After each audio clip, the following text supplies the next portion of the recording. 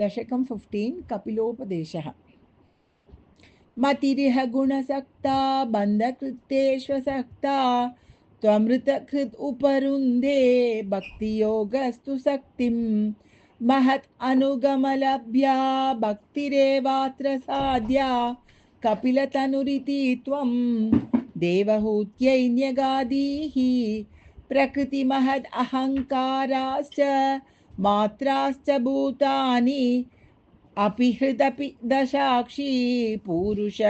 पञ्चविंशः इति विदितविभागो मुच्यते सौ प्रकृत्याः कपिलतनुरिति त्वं देवहूत्यै न्यगादीः प्रकृतिगतगुणौगैः नाज्यते पुरुषोऽयं यदि तु सजति तस्यां तद्गुणास्तं भजेरन्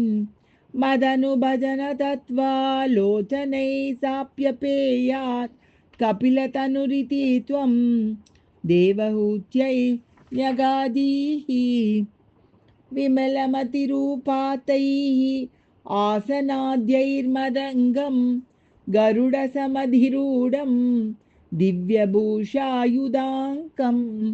रुचितुलिततमालं शीलये तानुवेलं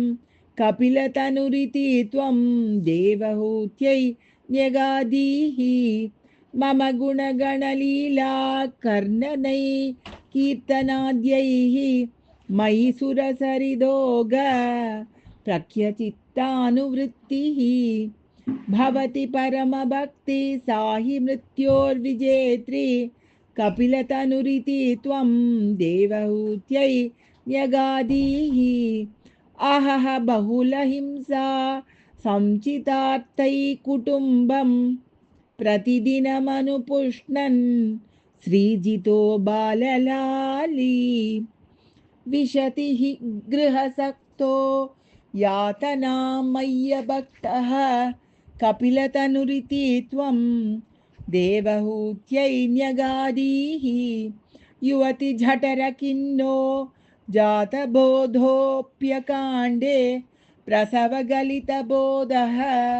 पीडयोल्लङ्घ्य बाल्यं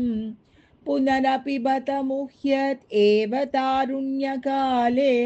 कपिलतनुरिति त्वं देवहूत्यै न्यगादीः पितृसुरगणयाजी धार्मिको यो गृहस्थः स च निपतति काले दक्षिणाद्वोपगामी मयि निहितम् अकामं कर्म तु दक्पदार्थं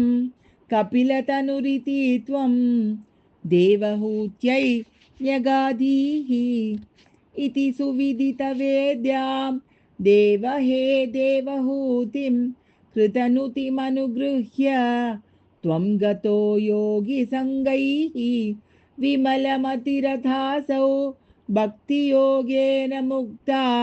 त्वमपि जनहितार्थं वर्तसे प्रागुदीच्यां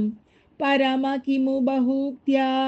त्वत्पदाम्भोजभक्तिं सकलभयविनेत्रीं सर्वकामोपनेत्रीं वदसि खलु दृढं त्वं तद्विदूयामयान्मे गुरुपवनपुरेश त्वय्युपादत्स्व भक्तिं श्रीकृष्ण शरणं मम गोपिका